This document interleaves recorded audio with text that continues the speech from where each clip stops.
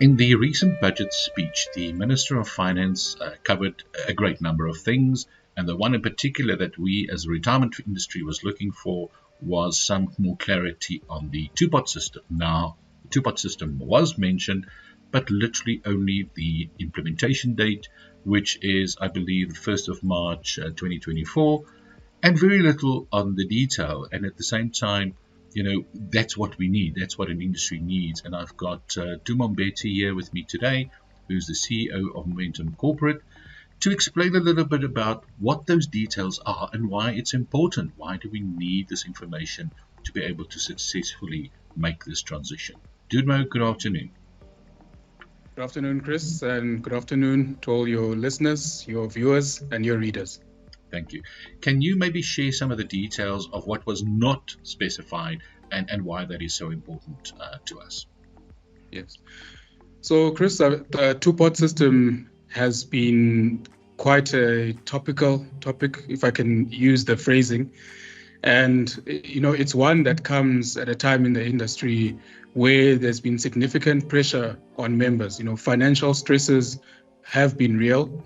And there's a genuine acknowledgement that, yes, whilst we are all saving for that long-term objective of retirement, there is a need to balance that with some form of early access to funds.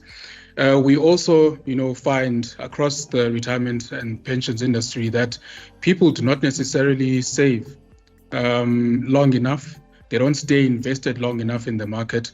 And when they change jobs, they actually withdraw all of their assets, never mind the tax implications.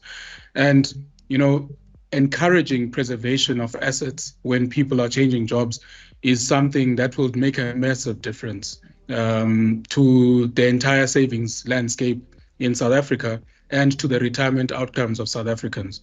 So with that in mind, a certain level of early access combined, though, with compulsory preservation, right, I think in the longer term will definitely take us forward in terms of balancing these two objectives. The concern, though, is in the shorter term, and as we implement this two-pot system, there is the initial strain that is likely to happen when it comes to people's at least short-term savings objectives. So, again, being who we are, if something comes out that says you can withdraw, let's say 2,500 up to 25,000 once a year, and 10% of your fund value, people will want to test that. So I think we can foresee a scenario that many members will actually want to get onto the platforms, phone those call centers, walk-in centers to actually test if, can I actually withdraw and will I actually get the funds? Dumo, just a quick question. In terms of the liquidity of assets, you said earlier that we might be expecting a bit of a spike in terms of, when we go into the new system, that there may be a bit of a, because it's a new thing, people are going to actually try and test that out. But that obviously places a bit of strain on your asset composition. Just give us a bit of details on that as well. Yeah. So, Chris, I think that's a very good question. And, if you look at the industry as it stands today, given that people are able to withdraw, their funds completely when they change jobs and the like, we do actually keep, very healthy levels of liquidity available, to cater for those kind of withdrawals. But what you're likely to see in the first few years, post-implementation of the two-pot system, and with the inevitable demand that we will see for, for this early access.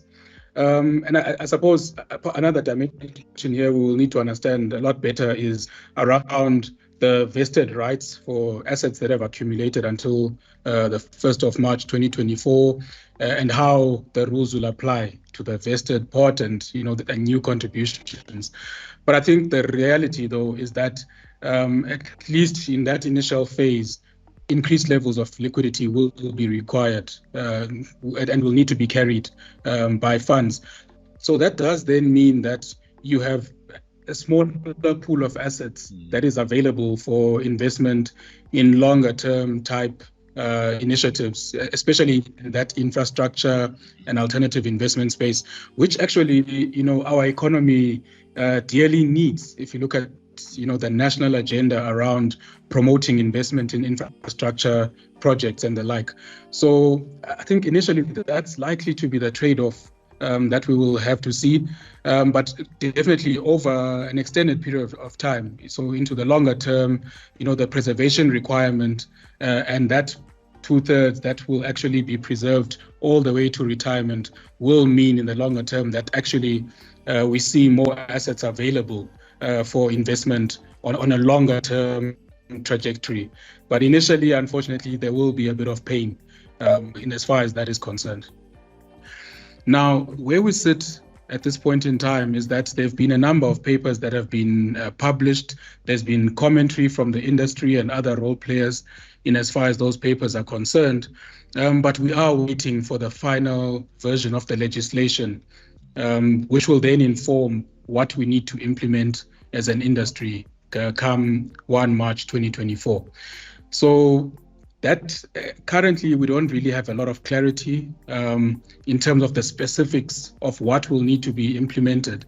And you can imagine, a change like this will require significant changes and investment in systems, in processes, across the entire value chain. So in order for us to really land this effectively and to make sure we deliver a positive experience to members when these changes do go live, I think that the request really from the industry is around enough time to actually implement those. So that the earlier and the sooner we can see a promulgation and disclosure of that legislation, the better. Then at least we know what we need to start planning for. And I think I will always advise members that it's important to invest as early as you can, for as long as you can, and as much as you can.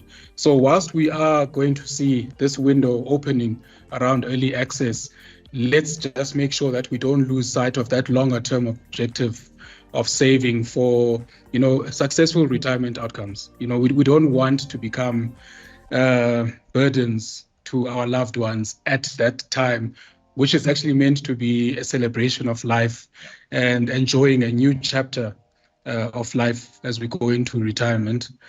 So at least, I'd also like to leave that message that let's try and balance these two things. I think I do acknowledge the reality that there are real and present pressures that, all of us are facing, but let's also keep the longer term in mind.